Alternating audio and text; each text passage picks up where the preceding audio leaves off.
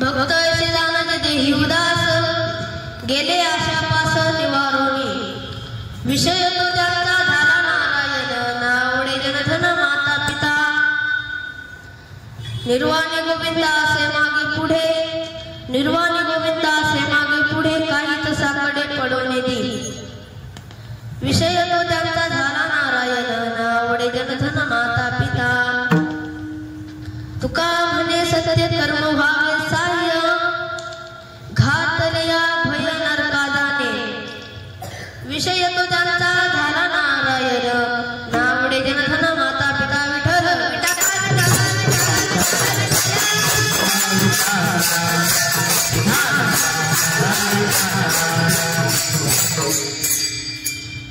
समचरण सरोजम सांद्र नीलांबुदांबम जगन्हीत पाण्यं मंडनं मंडनाना तरुण तुलसीमाला कंधनं कंजनेत्रं सदैवलासं विठ्ठलं चिंतया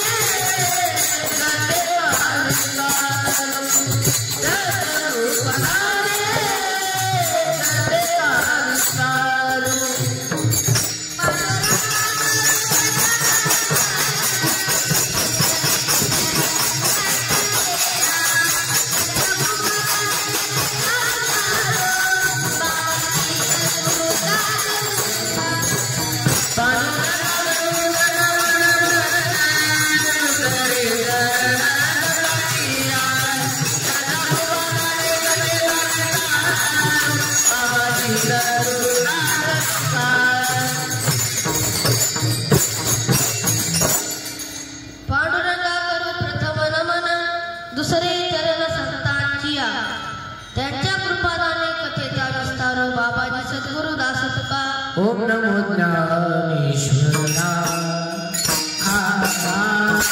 ओम नमो ज्ञानेश्वराय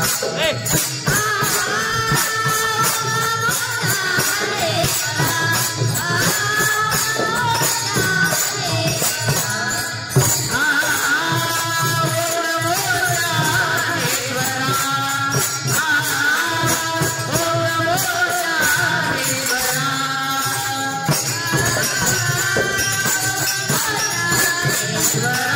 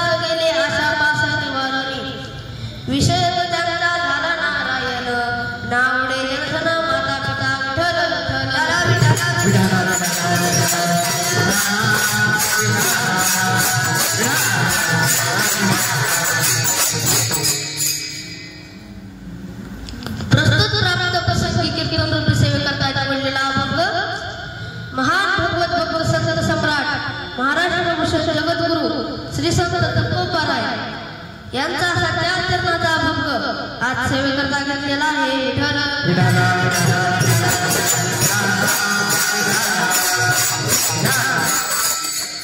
कीर्तनाला सुरुवात करण्या अगोदर अल्पहासा पर्याय देण्याचा गरजेचा असतो तो म्हणजे इंद्रायणीच्या तीरावर स्थापन झालेली आपली नाथब्रह्मा आध्यात्मिक परंपरा शिक्षण संस्था आणि आपल्या संस्थेमध्ये शारदीय नवरात्र महोत्सव निमित्त चाललेला अखंड हरिनाम सप्ताह.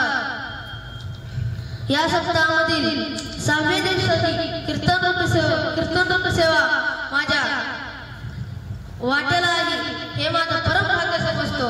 आणि आता तशी सुंदर अशी चालवली ते म्हणजे आमचे राम महाराज चिखले व त्यांना साथ करणारे आदित्य महाराज खणके.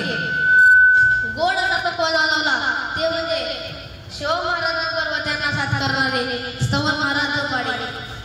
आणि माझे गुरुवर्य भागवत महाराज फुके हेही उपस्थित आहेत हे माझं परम भाग्य समजतो. आणि तुमच्या सर्वांच्या चरणी नतमस्तक होऊन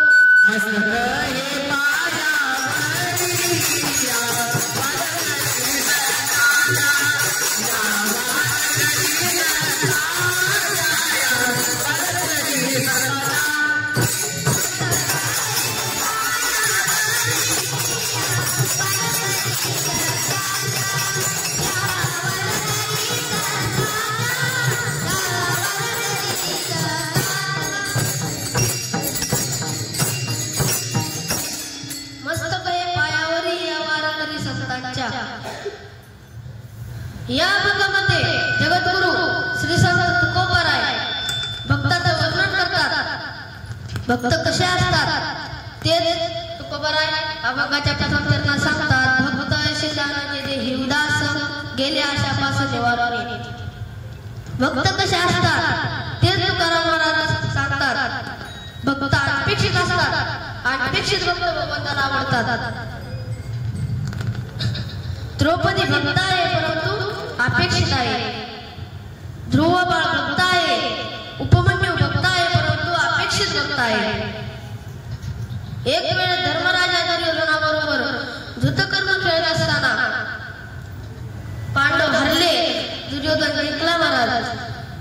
नंतर दुर्योधनाने दुःशासनाला आज्ञा केली हे दुःशासना जा द्रौपदीला घेऊन ये. दुःशासन गेला. द्रौपदीला म्हणाला वहिनी तुम्हाला दुर्योधनाने भरसभेमध्ये बोलवलं आहे. द्रौपदी म्हणते भाऊजी मी येऊ शकत नाही कारण मी राजेश्वरा किंवा एकवस्त्री आहे. दुःशासन म्हणाला मला हे काही माहित नाही. दुःशासन द्रौपदीच्या केसाला धरतो महाराज आणि भरसभेमध्ये वडी टाकतो. त्या सभेमध्ये भीष्माचार्य द्रोणाचार्य कृपाचार्य रती महारथी मोठे महायुद्ध बसले होते महाराज. आणि त्याच ठिकाणी तिचे पती 5 पती पांडव खाली मान घालून बसले होते महाराज. तिने सर्वांकडे बघितले तर तिच्या मनात काय वाटलं तर ती म्हणली ह्या ठिकाणी माझं रक्षण करेल तर तो भगवान पांडुरंग परमात्मा. तुका म्हणे तुला सोडविना कोणी एक चक्र पाणी वाचूनिया. तिने त्या ठिकाणी भगवान श्रीकृष्ण परमात्म्याचा धावा केला महाराज.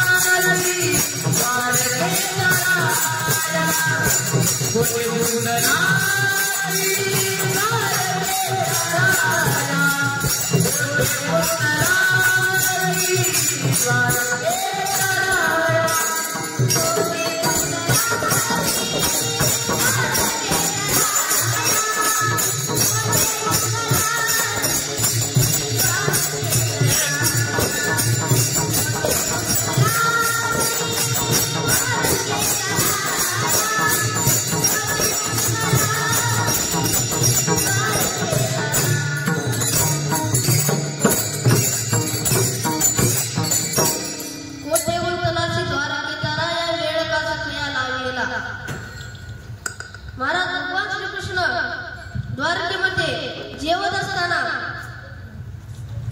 असताना त्यांना द्रौपदीचे शब्द ऐकू गेले आणि भगवान श्रीकृष्ण परमात्मा किती वेगात आले तर तेच कवी म्हणाले का ठिकाणी सांगतात आगे लागत गोली पिछे होता आवाज। तुम्हाला मी एक दृष्टांत सांगतो महाराज, त्याआधी भजन करा विठ्ठल।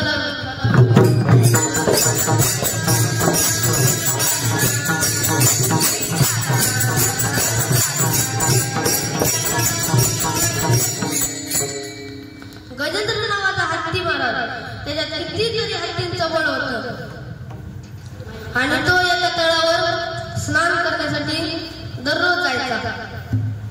एक दिवस स्नान करण्यासाठी तो गेला आणि त्या दिवशी महाराज त्याचा पाय एका मगरीने झाला आणि तिथे तिची मुले व तिची बायको होती। तो त्यांना मदत मागतो तरी ते मदत करत नाही। हे जगात कोणीच कुणाचं नसतंय महाराज, नाही रे नाही कुणाची कुणी।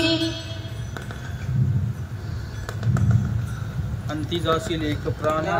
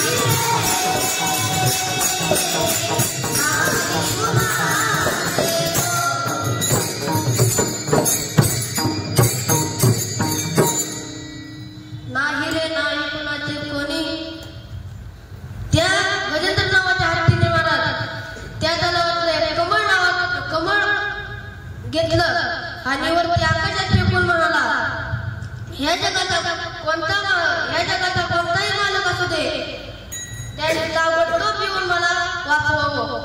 मग श्रीकृष्ण परमात्मा जेवत असताना हातातला घास खाली टाकला महाराज आणि हात सुद्धा उचलला नाही. तिथे येऊन तलावावर हात उचलला महाराज आणि त्या गजेंद्र नावाच्या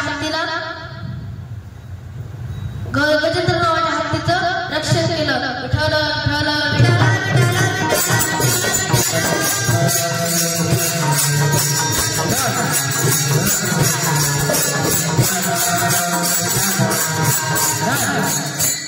भगवान श्रीकृष्ण परमात्मा किती वेळा देतात.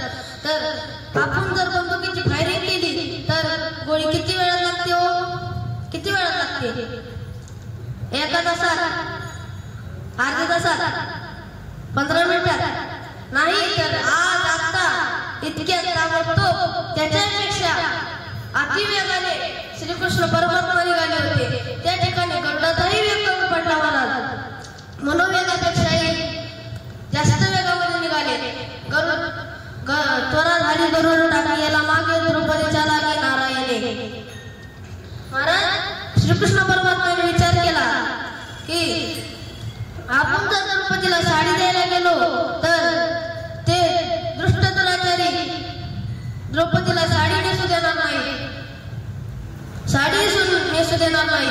त्याच्यामुळे स्वतः भगवान श्रीकृष्ण परमात्मा साडी झाले, नेसता नगुडी सवे झालो. तिथल्या मंडळीला कळालेच नाही की साडी में नारी की नारी में साडी. तर भगवान श्रीकृष्ण परमात्म्याने त्या ठिकाणी स्वतःचे रूप धारण केले आणि स्वतःचा पिवळा पितांबर द्रौपदीला नेसवला महाराज. विठ्ठल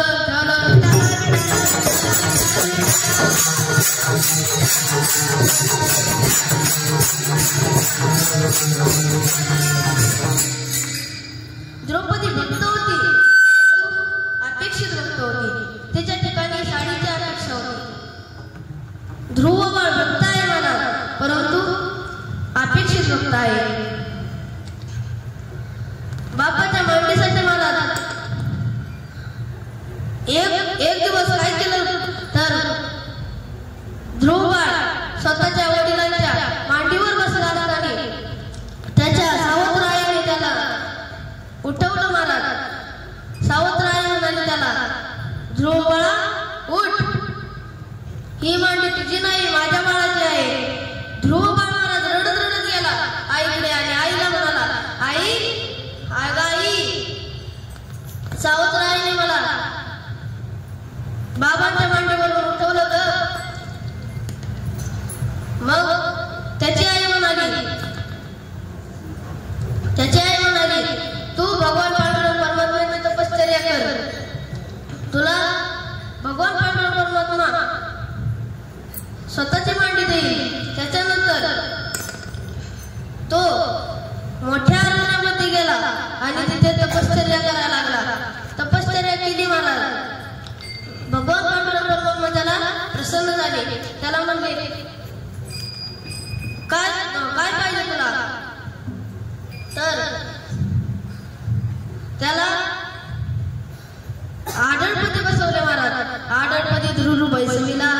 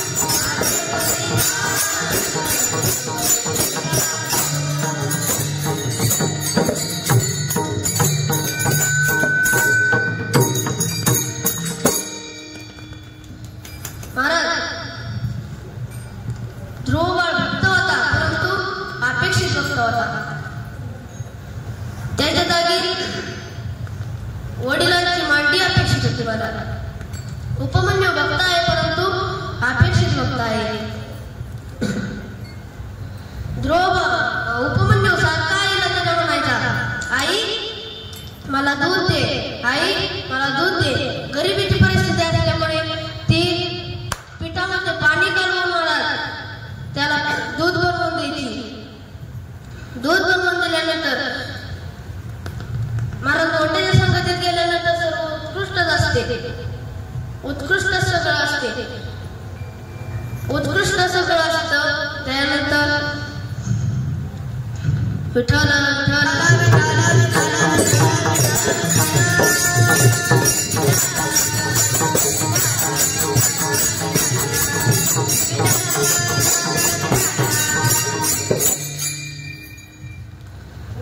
मोठ्यांच्या संगतीत गेल्यानंतर सर्व उत्कृष्टच मिळतं. मोठ्याचं पुत्र जरी असलं तरी ते मारुतीकारामध्ये पाव बिस्किट खात महाराज. मी स्वतःचा अनुभव सांगतो. मी एकदा कीर्तनाला गेल्यानंतर तिथं 9 ते 11 कीर्तन झालं महाराज. त्याच्यानंतर जेवायला बसलो आम्ही. जेवायला बसल्यानंतर शेठजींना म्हणालो मी, जिथं शेठजींचं पुत्र होता त्याला मी चपाती टाकली. चपाती टाकल्यानंतर शेठजींना म्हणालो मी की का तुमचं पुत्र चपाती का खात नाही? तर शेठजी म्हणाले, अहो महाराज त्याला गावरान तूप लावून चपाती खायला लागते, द्यायला लागते, तेव्हा ते खातं.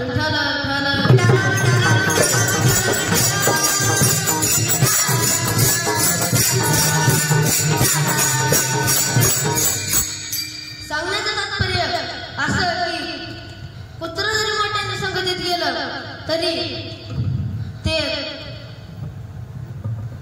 मारुतीकारमध्ये पाव बिस्किट खात फिरतं महाराज. तसंच उपमन्यू दुर्योधनाच्या संगतीत गेल्यामुळं त्याला किती उत्कृष्ट असं सुंदर दूध प्यायला मिळालं असेल तरी दुसऱ्या दिवशी येऊन तो आईला खऱ्या दुधाचा हट्ट धरतो महाराज. खऱ्या दुधाचा हट्ट धरतो, आई मला खरं दूध दे. गरीब परिस्थिती असल्यामुळे आई म्हणते तुला खरं दूध नाही भेटणार, कारण आपली गरीब परिस्थिती. जा तू पांडुरंग परमात्म्याची तपश्चर्या कर. त्याच्यानंतर उपमन्यू महाराज मोठ्या जंगलामध्ये अरण्यामध्ये गेल्यानंतर तिथं तपश्चर्या करायला लागला. तपश्चर्या केल्यानंतर त्याला भगवान पांडुरंग परमात्मा प्रसन्न झाले महाराज. प्रसन्न झाल्यानंतर त्याला म्हणतात तुला काय पाहिजे माग. त्याच्यानंतर माग म्हणतात. मग त्याला भगवान पांडुरंग परमात्मा दुधाचा सागर देतात महाराज. दुधाचा सागर उपमन्यू विठ्ठल महाराज.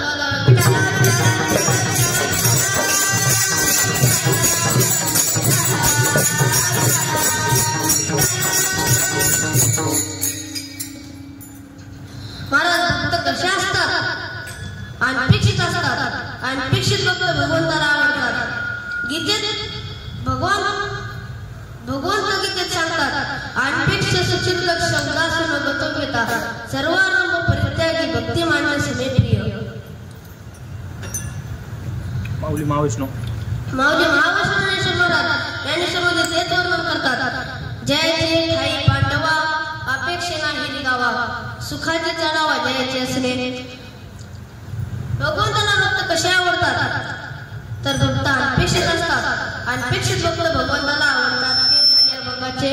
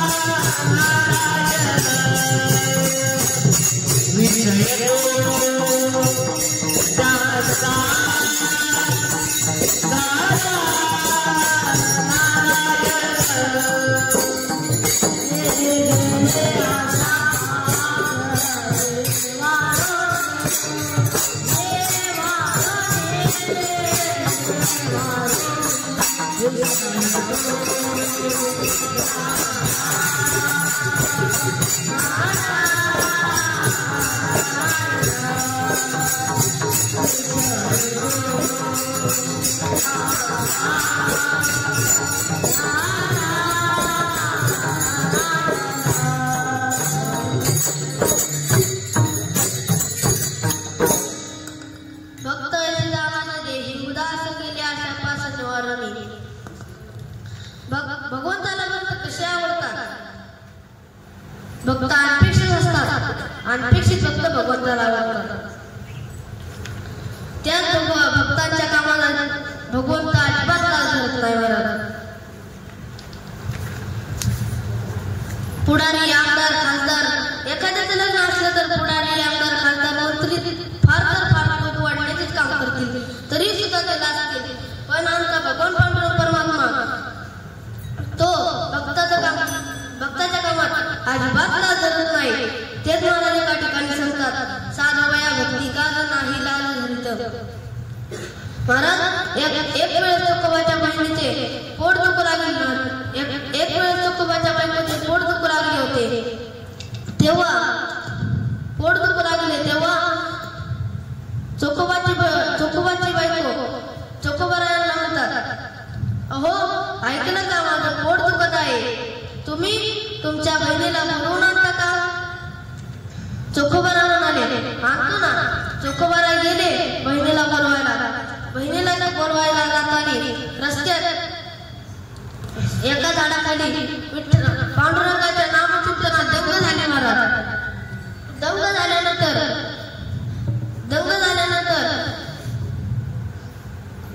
त्यांना आठवणच राहिली नाही की बहिणीकडे जायचे आहे. आठव गेले भावा विठ्ठल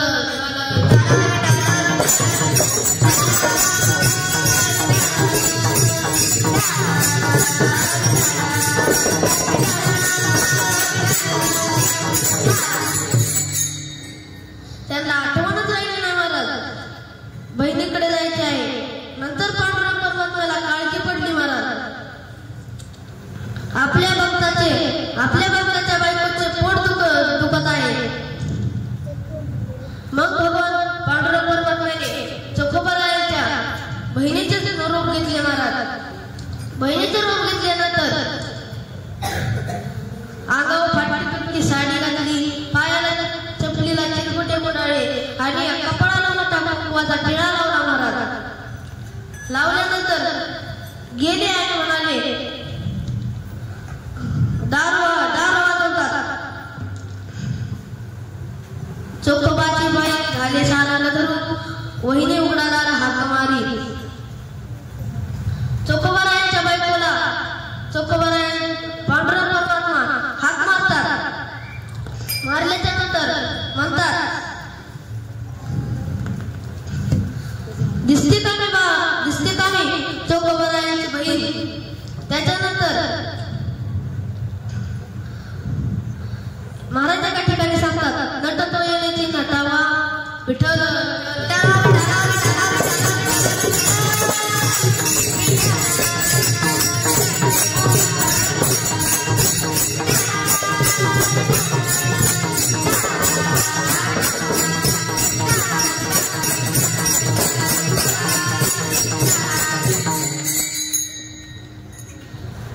तुकाराम महाराज दुसऱ्या जन्मात काय सांगतात तर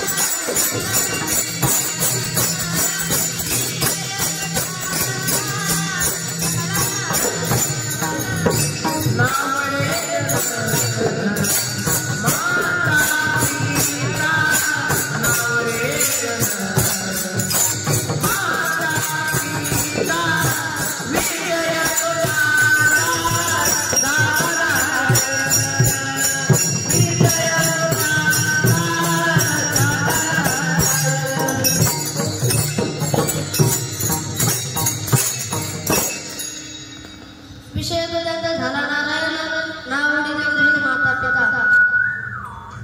महाराज तुकाराम महाराज दुसऱ्या जन्मात सांगतात की संत मंडळी किंवा भक्त मंडळी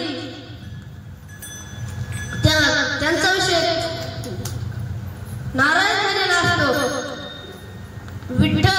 विठ्ठल झालेला असतो. महाराज विठ्ठल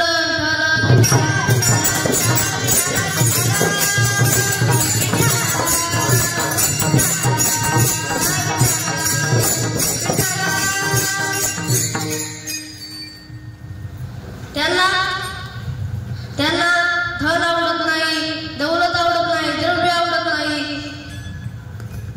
जन आणि धन द्रव्य माता पिता आवडत नाही. कैकेयी सारखी माता जर वनवासाला रामाला वनवासाला तर कशी आवडेल महाराज? हिरण्यकश्यप सारखा पिता असेल तर कसा आवडेल महाराज? विठ्ठल विठ्ठल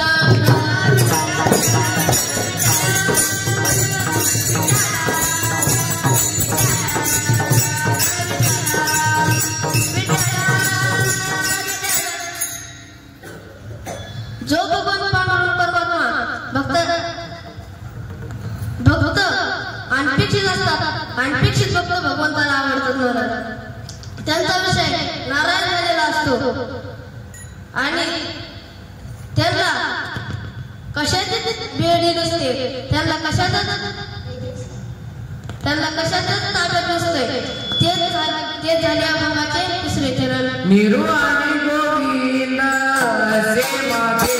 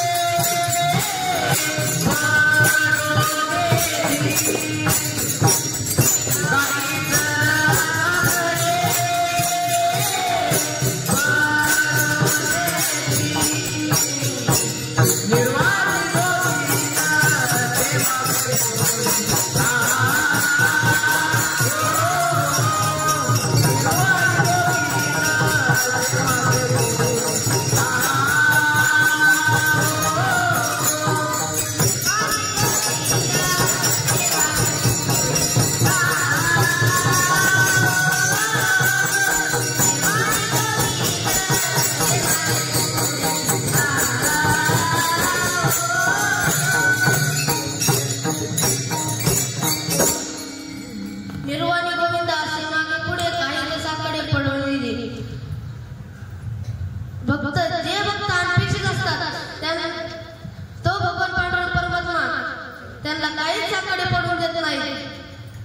निर्वाणी गोविंद असे मागे पुढे काही कसाकडे पडून येते.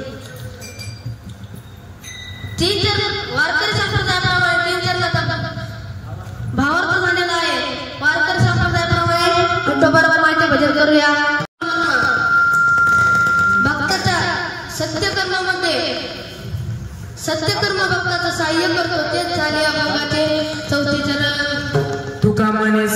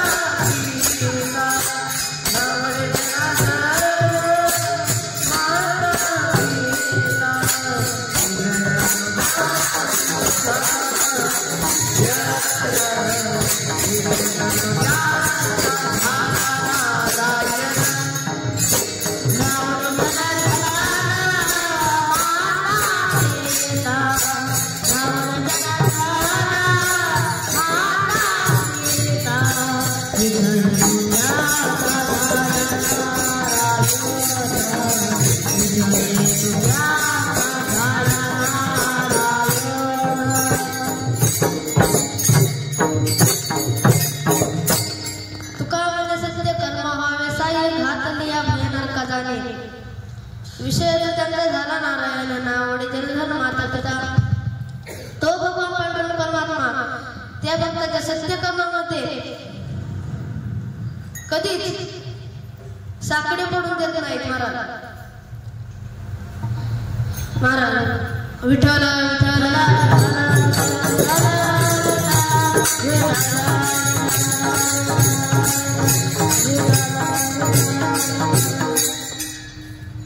आणि मुलांना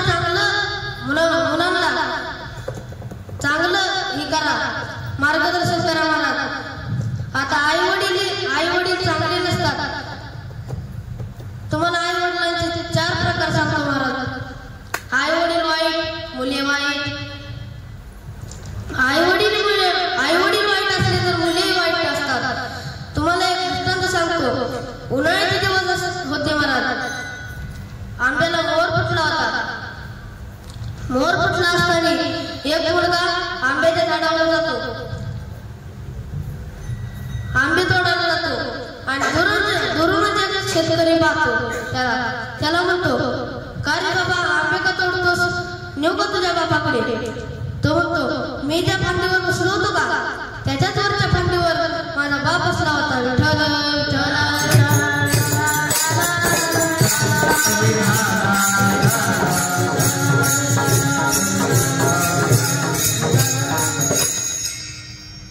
आता दुसरा वर्ग आई वडील चांगले मुले वाईट आई वडील जर चांगले असले तर मुले वाईट येतात तुम्हाला दृष्टांत सांगतो एक वारकरी बाबा होते महाराज ते वारकरी बाबा दररोज नित्यनेम त्यांचा असायचा देवपूजा करणे व विठ्ठलाच्या नामचिंतनात डंगर आले ते एकदा असे विठ्ठलाच्या नामचिंतनात दंग होते आणि त्यांचा मुलगा काय करत होता विठ्ठलदांडू खेळायला गेला महाराज विठ्ठलदांडू खेळायला गेल्यानंतर त्याला लय मारतो महाराज जास्त मारतो आणि मारल्याच्या नंतर त्याला घरी घेऊन येतो आणि तोच मुलगा मोठा होतो महाराज मोठा झाल्याच्या नंतर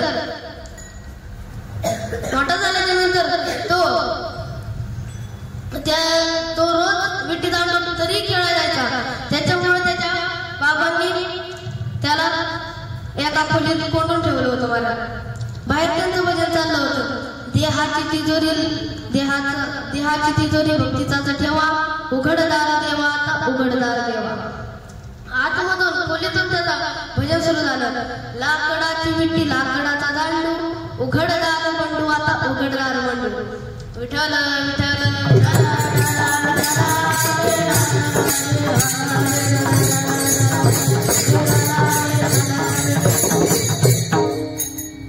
आता तिसरा वर्ग आई वडील वाईट मुले चांगले हिरण्यकश्यप तर तुम्हाला माहित असेल सर्वांना किती वाईट होता महाराज त्याच्या पोटी भक्त प्रल्हाद जन्माला आले महाराज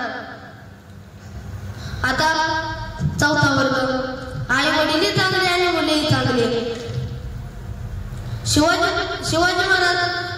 शहाजी महाराज चांगले होते म्हणून त्यांच्या पोटी शिवाजी महाराज जन्माला आले शिवाजी महाराज चांगले होते त्याच्यामुळं त्यांच्या पोटी संभाजी महाराज जन्माला आले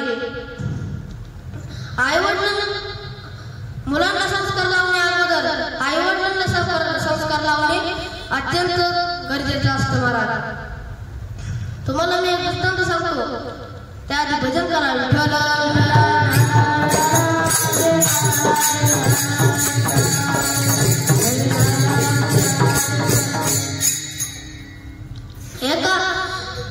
एका मुलाचा बाप महाराज उठता बसता सारखा त्या मुलाला म्हणायचा हरामखोरा हे हरामखोरा हे कर ते कर त्याच्यानंतर तो मुलगा थोडासा मोठा झाला आणि त्यांनी खेळायची बस आणली त्या मुलाने खेळायची बस आणल्यानंतर तो म्हणला ज्या ज्या हरामखोरांना बसायचे त्यांनी बसून घ्या, ज्या ज्या हरामखोरांना उतरायचे त्यांनी उतरून घ्या.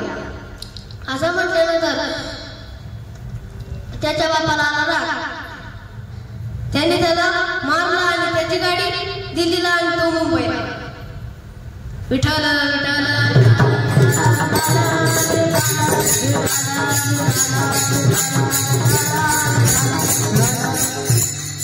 त्याने परत त्याची गाडी आणतो आणि बस स्टँडला लावून म्हणतो ज्या ज्या हरामखोरांना बसायचं त्यांनी बसून घ्या, ज्या ज्या हरामखोरांना उतरायचं त्यांनी उतरून घ्या.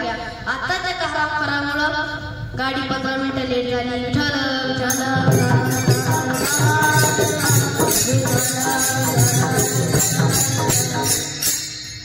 महाराज